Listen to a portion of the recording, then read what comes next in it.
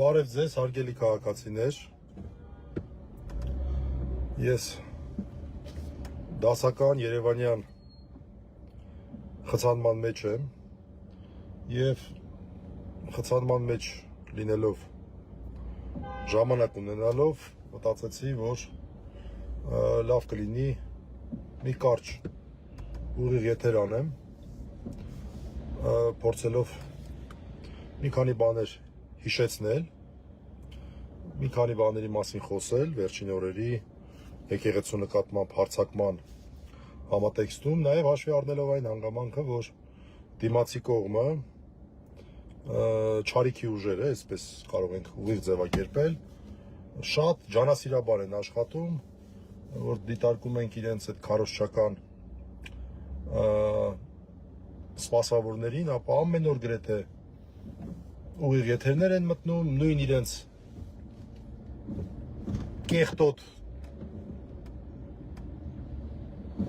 կեղտոտ քարոզչությունն են իրականացնում հայ առաքելական եկեղեցու եւ նրա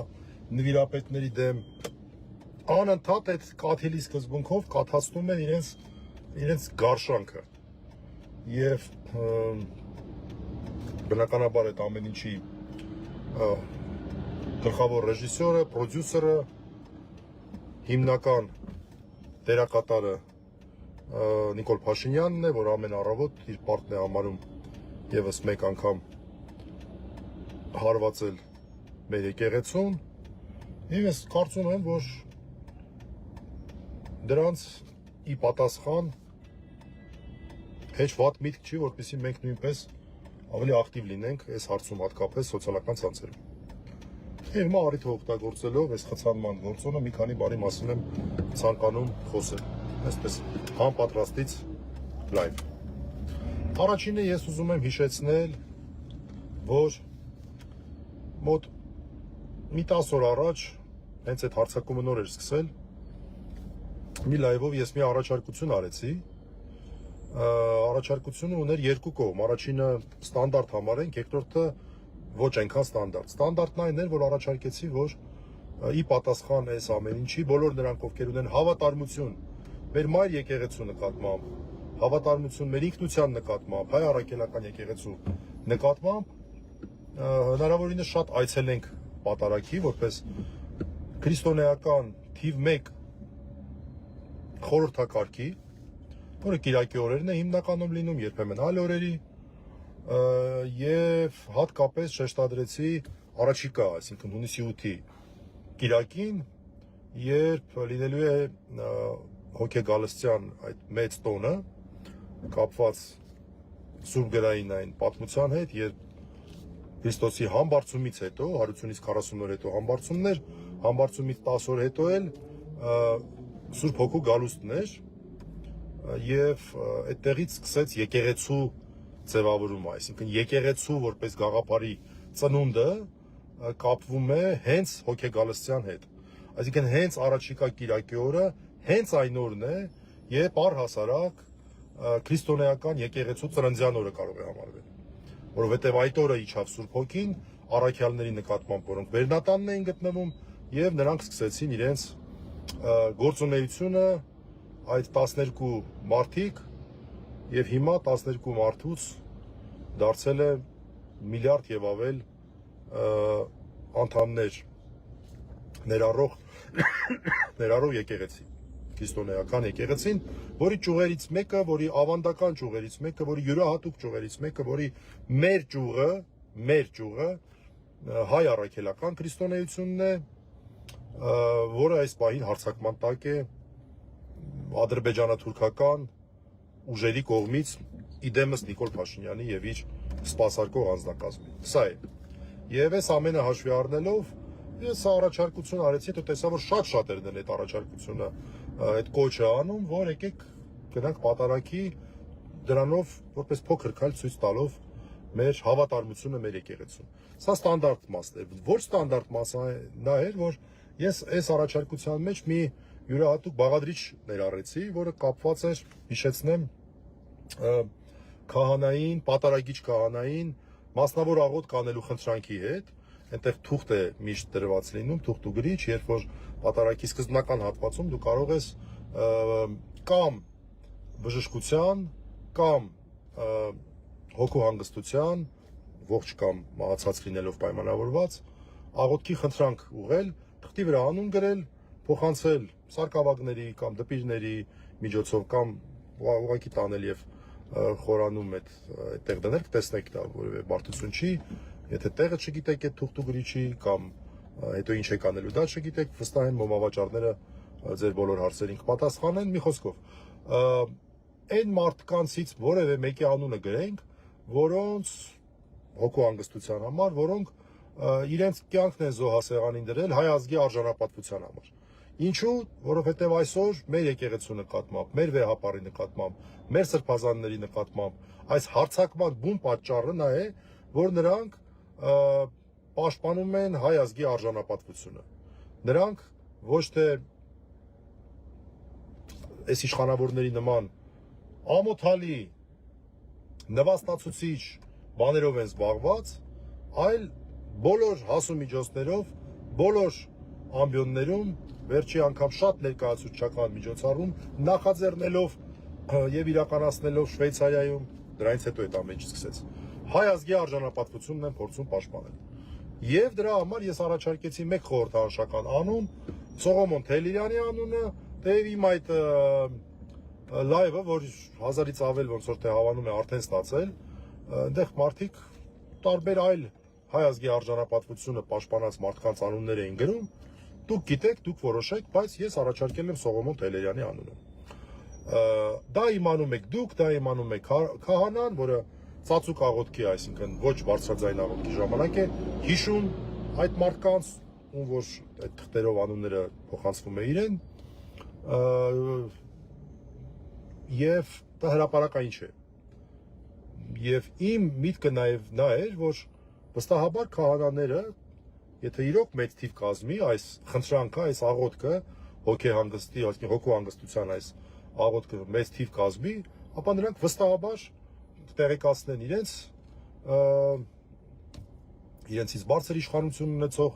այսինքն թեմակալ առաջնորդներին, նրանք մայրաթորին, այսինքն դա ավելի տեսանելի կլինի։ Սա ինչ որտեղ նաև խորհրդանշական քայլ կարող է լինել, որ մարդիկ հասկանան, որ մենք կանգնած ենք մեր եկեղեցու կողքին, մեր եկեղեցին, մեր պաշտպանության, այսինքն մենք պատրաստ ենք բոլոր միջոցներով պաշտպանել մեր եկեղեցուն։ Խորհրդանշական ինչ-որ քայլ կլինի այս կոնկրետ ձևով։ Սա ուզում եի հիշեցնել այս կիրակի օրվա պատարագի հետ կապված։ Երկրորդը այն անպատկառ ու լկտի վարքագիծը, որ դրսևորվում է, այն փարիսեցիական վարքագիծը, որ դրսևորվում է, տեսեք, իրենք ինչ են անում, տենց ինչ-որ կաղապար են ուզում ստեղծեն, որ իրենք ինչ-որ Հիսուսի կերպարի մեջ են ուզում մտնել եւ փարիսեցիների դեմ են իբր թե իրենց խելքով փորձում պայքարել, բայց իրականում մաքուր փարիսեցիություն են անում։ Եվ այն ժամանակ, երբ որ նույն փարիսեցիները սուրբ գրային պատմությունը Հիսուսին այդ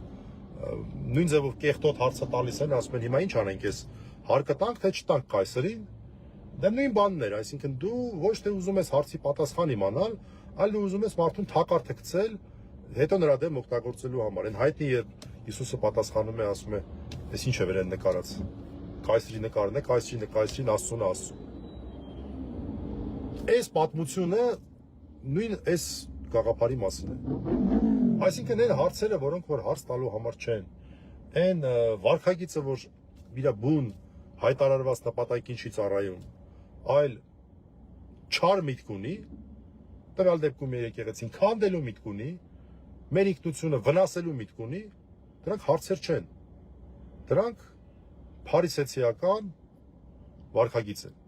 որը դրսևորվում է այսօր Նիկոլայի եւ նրա կողմնակից որոշ բոլորյալների կամ տգետների կողմից կամ չարամիտների կողմից, դա էլ երրորդը։ Այստեղ մի շատ կարևոր պատմություն եմ ուզում ես Աստվածաշնչյան նորից բերել, որպեսզի նաև կոչ կարեմ որ կարդակ, որը նույնպես կարծում եմ շատ կարևոր է, որը վերաբերում է հին կտակարանին, Նոյի որդիների պատմությանը, երբ որ արդեն դադարում է ջրհեղեղը, տապանը Արարատի վրա է կանգնում, Նոյի իջնում է, ծիածան, նոր կյանք է սկսվում, խաղող է աճում, իր 3 տղաները, իրենց ընտանիքներով, Սեմը, Հաբեթը և Քամը, 3 տղաները, այդտեղ շատ հետաքրքիր պատմություն կա, երբ Նոյն Հաբեթը գինի է պատրաստում, խմում է գինին և քիչ վատ վիճակի մեջ է հայտնվում,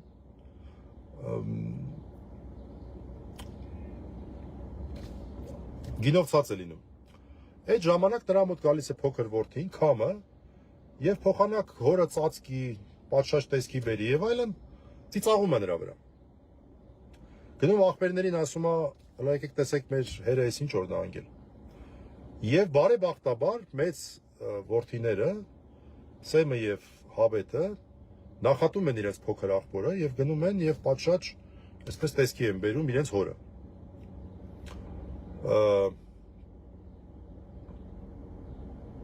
Նոյն էլ երբ որ արդեն այսպես այդ վիճակից դուրս է գալիս, տեղեկանում է ինչա կատարվել, մի հատ լավ նախշում է փոքր տղային,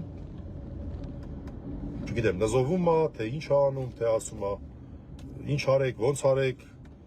թե ասում է իրար հետ միասնական եղեք, այդ մասը լավ չեմ հիշում, բայց ամեն դեպքում տեղը տեղին ինչ որ պետք է ասում է։ Եվ ռուսերենում Քամը դա խամ բառն է, եւ ռուսերենում օրինակ այդ բառը, այդ խամ բառը որ կա, այ հենց այդ տեղից է գալի։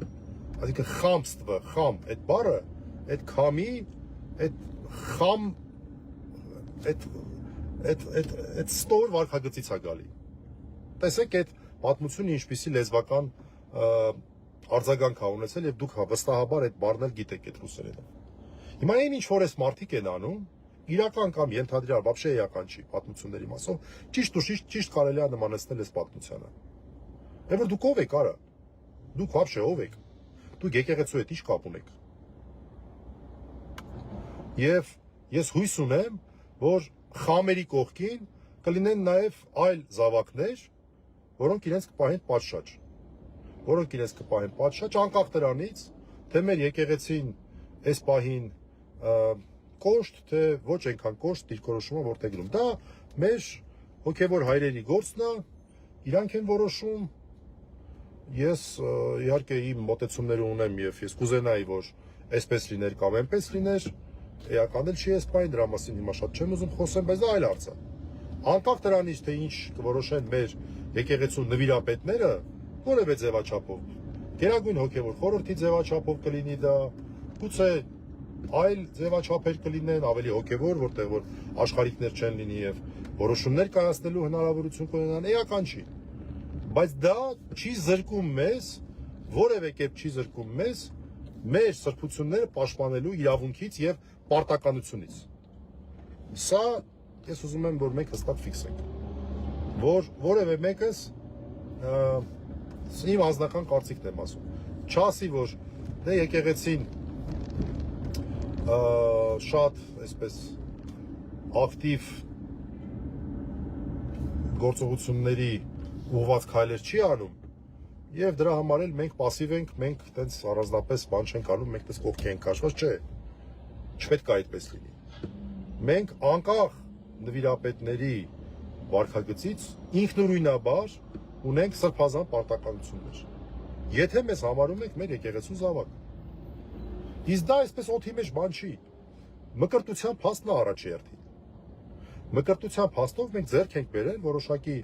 շատ կներեք իրավաբանական է գուցե շատ, բայց դե հիմա ինչ արած, դա էլ իմ մասնագիտությունն է։ Մենք ձեռք ենք բերել որոշակի իրավունքներ եւ պարտականություններ։ Մենք ձեռք ենք բերել որոշակի իրավունքներ եւ պարտականություններ։ Եվ այստեղ ես ուզում եմ հատկապես պարտականությունների վրա շեշտադրել։ Ու այն էլ ասեմ, որ այդ իրավունքների մեջ, ես չգիտեմ, այդ այլանդակ հարցեր տվողները դրանցից քանիսն է մկրտված հայ առաքելական եկեղեցու Սուրբ Ավազանում, Բայց կարող եմ վստահաբար ասել, որ որևէ մեկը իրավունք չի տվել այն հարցադրումները անել, որևէ մեկին իրավունք չի տվել այն հարցադրումները անել, որոնք նրանց ներկայանալով որպես հայ առաքելական եկեղեցու զավակներ, չգիտեմ ճիշտ թե սուտ առումով, զուտ կնունքի մկրտության առումով եմ ասում, բովանդակային առումով բնականաբար ես որևէ բան չեմ տեսնում, այդ մարդիկ սրբապիցներ են, մեր սրբություններն են թշնամուն հանձնել, զուտ ֆորմալ մկրտության առումով եմ ասում, ճիշտ կամ սուտ ձևով ներկայանալով, նրանք այդ փաստով իրենց իրավունք են վերապահում հարցեր տալ, որի իրավունքը նրանք չունեն, որի իրավունքը նրանք որևէ կերպ չունեն, հայ առաքելական եկեղեցու աշխարհական լինելու փաստով նման հարցեր տալու իրավունք դու չունես, ռուսերեն ասած, это хамство, այդ բառից բուն իմաստով это хамство, այդ Նոյի եւ իր որդիների պատմության համատեքստում, սա է ուզում ասել, երևի թե մոտակա օրերս առիթ լինելու, ոչ թե առիթ լինելու, այլ ժամանակ ունենալու դեպքում էլի եմ նման լայվեր մտնելու, փորձելու եմ իմ ունեցած տեղեկատվական հնարավորությունների սահմաններում ամեն կերպ հակադարձել այս սրբապղծության, այս ոհմակային հարձակման իրականությանը, որ մենք տեսնում ենք Նիկոլ Փաշինյանի եւ իր սպասարկուների վարքագծում։ Որում եթե ուշադրություն դարձնեք, իրանց մեջ էլ կան մարդիկ, որ հասկանում են իրանց արածի այդ ողջ այլանդակությունը եւ զսպվածության էլեմենտներ են ցույց տալիս, բայց շատ-շատերը իրենց ղեկավարի բարեհաճությունը շահելու համար մի բան էլ ավելի այլանդակ բաներ են անում։ Դե ամեն ինչը գրանցվում է հիմա 21-րդ դարն է, ոչ գրառումներն են հնարավոր վերացնել, ոչ էլ այլ հրապարակային խոսք։ Ժամանակը կգա, այդ հարցերով կզբաղվենք, բայց հիմա դրա ժամանակը չի, դրա հիմա մեր մայր եկեղեցին բոլոր հնարավոր միջոցներով, տեղեկատվական կլինի, ֆիզիկական կլինի, ինչ կլինի, ինքնապաշտպանելու ժամանակն է հիմա, որովհետև եթե մարդկանց թվում է, որ թե սրանց sense խոսալու են անցնի գնա, տես չի, սա ես վստահ եմ նախապատրաստությունն է լուրջ այլանդակ քայլերի, ես դա վստահ եմ, կասկած չունեմ, բազմաթիվ սցենարներ կարող են լինել, դրա համար մենք մեր հերթին լինենք պատրաստ, մեր հերթին անընդհատ ցույց տանք, որ մենք ամենօրյա ռեժիմով ենք գտնվում մեր եկեղեցու, մեր ինքնության պաշտպանության ներքո։ Եվ դա ոչ թե անձանց պաշտպանություն է, դա անձանց պաշտպանություն չի, դա մեր մայր եկեղեցու պաշտպանությունն է, դա այն կառույցի պաշտպանությունն է, որ այսօրվա մեր ինքնության առանցքն է կազմում,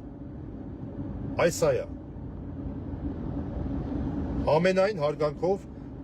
մեր մայր եկեղեցու բոլոր նվիրապետների հանդեպ, ամենայն հարգանքով, բայց սա ինստիտուտի խնդիր է, բացառապես ինստիտուտի խնդիր է, եւ իրանք հարվածում են ոչ թե անձանց, այլ հենց ինստիտուտներին, դա կեղծավորաբար ներկայացնելով անձնական մակարդակի խնդիր, այսքանը, շնորհակալություն, հաջողություն։